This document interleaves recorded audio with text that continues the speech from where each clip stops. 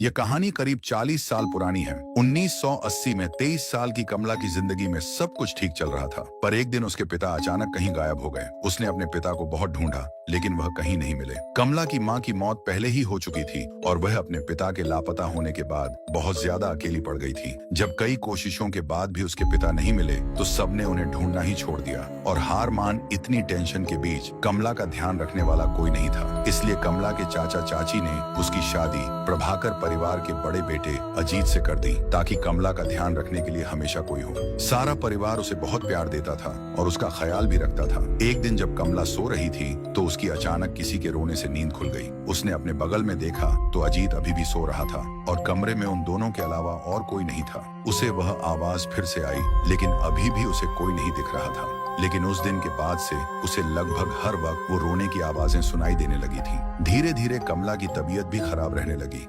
उसे हर वक्त गुस्सा आने लगा था। वो छोटी छोटी बातों पर चिढ़ जाती थी और अगर उसी से कोई किसी भी चीज के लिए मना करता, तो वह उसको जान से मारकर खाने की धमकी देने लगी थी। तो आपको इसका फुल वीडियो देखना है तो मैंने YouTube पर फुल वीडियो बनाया है, आप जाके वहां से देख सकते हो। लिंक बायो में है। और हाँ, सब्सक्राइब करना मत भूलना ऐसे ही हॉरर वीडियो देखने के लिए।